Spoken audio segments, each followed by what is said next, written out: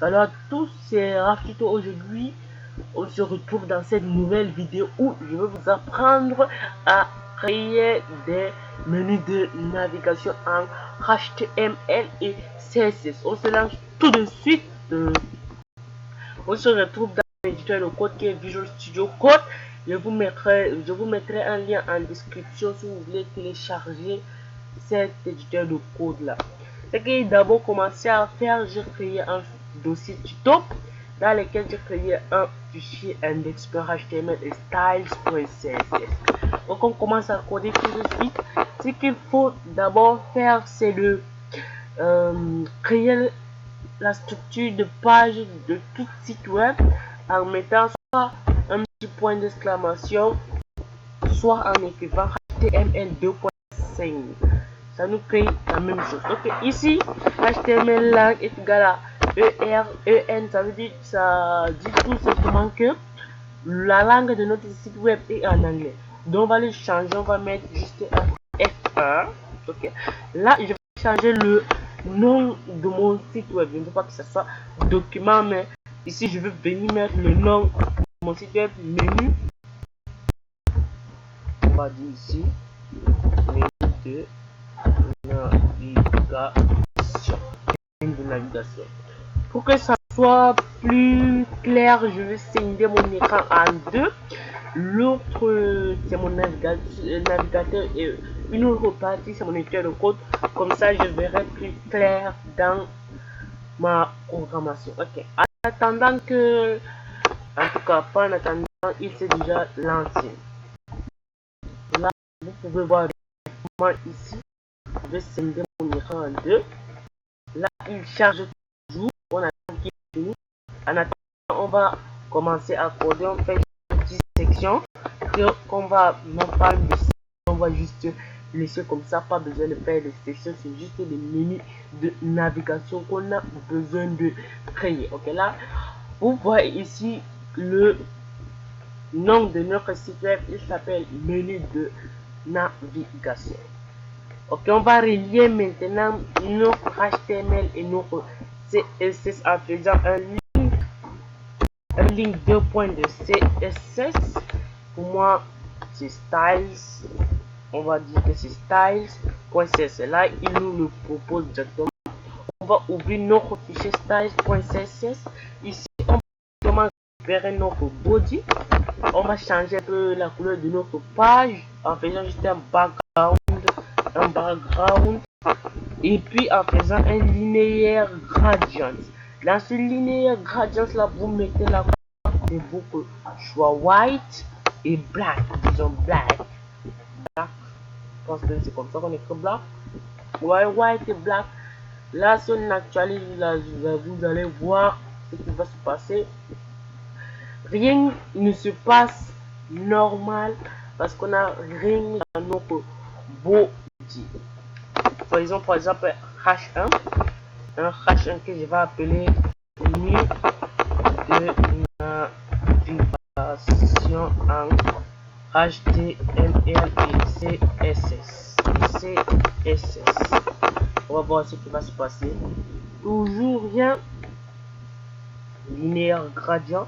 On a oublié quelque chose dans ce linéaire gradient là. On n'aurait pas dû mettre ça. On va mettre deux informations en faisant 45 deg, puis on va venir mettre le white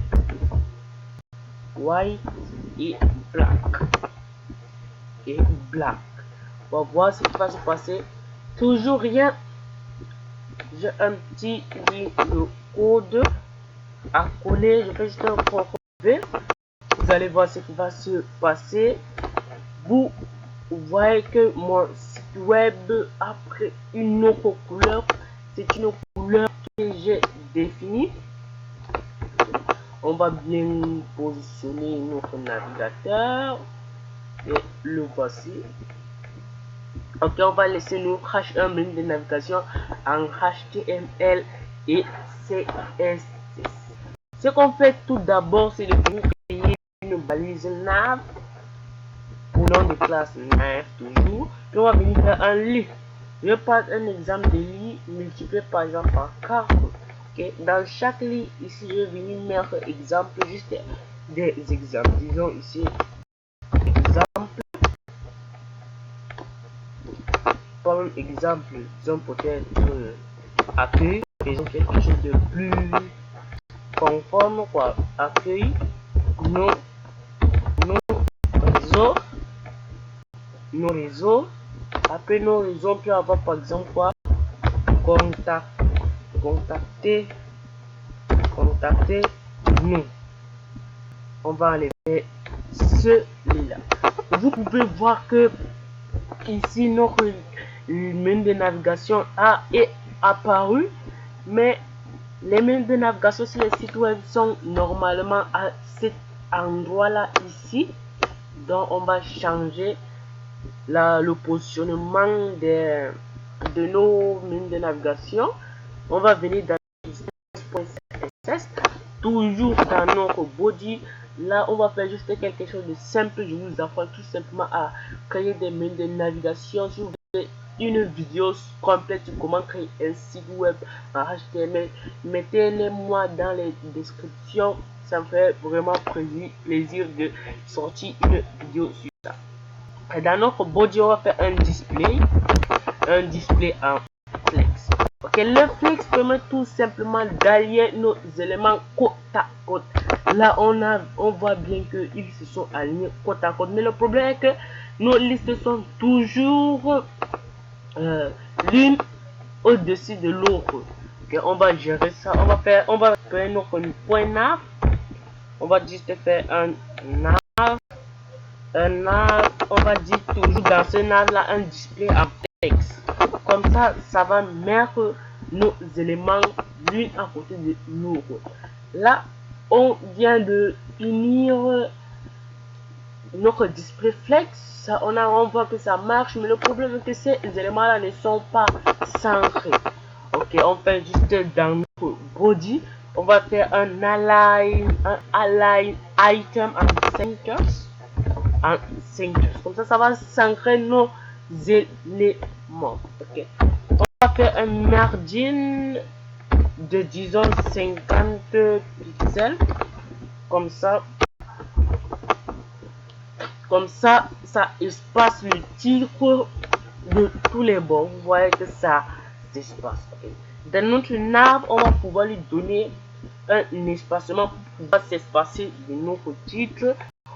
Dans notre nav, on fait juste un margin-left. En faisant margin-left, on va dire par exemple même 500 pixels pour que ça soit à l'autre bout. Okay. Là, on a ça c'est bien espacé. Et là, je pense que c'est bon. Le problème est qu'on a ces petits list style d'un type list. Ces petits points là, on va s'en occuper. On va venir faire un point nav list en faisant un list style dans un list style. Voici notre list style. On fait juste un non, comme ça va enlever ces boutons là. Vous voyez bien que ça nous a enlevé ces boutons, mais le problème est que nos listes sont groupées et on veut que ils se séparent. Ok, on revient dans notre CSS. Maintenant dans notre nav.nav, on va faire juste un margin left. Un margin left, c'est quoi? Un margin left, c'est la marge partant de la gauche de notre page. Okay, là, je pense que nous sommes clairs. On va faire un 50 pixels à chaque élément de notre liste. Vous voyez, nos éléments se sont bien séparés. Je pense que cette vidéo pour moi est complète. On a déjà fini, mais on va ajouter juste quelques petits effets pour que ça soit plus joli. De un, la couleur, je veux que le juste la couleur ça soit en white. Comme ça va vraiment nous aider en white. Comme ça on va voir nos effets qui sont en blanc et vous voyez bien que ça marche. Ok, Maintenant, on va récupérer notre H1. Je vais vraiment faire une vidéo complète d'une aide d'un site web en partant du titre, du font size du titre, etc. On va faire un font size ici. Qu'est-ce qu'un font size? Un font size, c'est juste la taille de notre texte. On peut dire comment la taille quoi, la taille. Bon, on met un font size à 50 pixels, pas 500, mais plus à 50 pixels. Là, on voit quelque chose d'assez sympa. On a un menu de navigation HTML et CSS, il se met vraiment. Mais ici, par contre, ici, cet écart-là est haut. Donc, il se divise en deux. En faisant ça, on a ça, c'est quand même parfait. Ok, on va venir maintenant nous occuper de notre liste. Dans nav.navely, on va venir faire juste un font size. Un font size toujours, mais cette fois-ci, notre font size va être à 20 pixels. Vous allez voir ce qui va se passer. Voici nos listes, nos menus de navigation qui se sont agrandis en taille de police et qui se sont mis en blanc. Je vais changer la police. Là, je vous montre comment changer les polices. Pour changer une police en CSS, on fait juste un fond familier. En faisant un fond familier, vous pouvez changer la police de votre texte. Là, je vais mettre du cursif pour le texte présent. Okay. On va encore venir changer. On va mettre même à 200 pixels comme ça. Ça va permettre d'agencer. Je vois que 200 pixels est trop. On va venir mettre un 100 pixels. On va voir le résultat. Là, je pense vraiment que nous sommes assez bien. Mais je pense que je vais enlever sur cursif. Là, vous savez déjà comment mettre un texte. Là, nous sommes bons. Voici nos menus. Je vais un tout petit peu les écarter. Okay. On a ça, c'est parfait. Maintenant, vous voyez que si on met notre curseur sur notre texte, on va sur notre liste, sur notre menu de navigation, il ne se passe rien. Je vais mettre ce petit effet qui peut mettre, par exemple, si vous pointez, si vous mettez votre curseur sur ce menu là, vous voyez qu'il devient plus grave. Ok, on vient dans notre nav.nav. Je vais copier ça, mais cette fois-ci on fait un 2 points et on va mettre un over. Tout simplement veut dire que si notre curseur est dessus, on va juste venir faire un font weight. Cette fois-ci je vais prendre cet premier exemple. On va juste sur du font weight, on va juste mettre un bold. Puis on va revenir tester. Regardez bien, si je pointe mon curseur sur ces menus là, vous voyez bien qu'il devient plus grave. Là, c'est celui de sélection, le test qui s'affiche. Là, on va venir dans notre nav. On va faire juste un curseur. On va le mettre en pointeur. Vous allez voir. Voilà.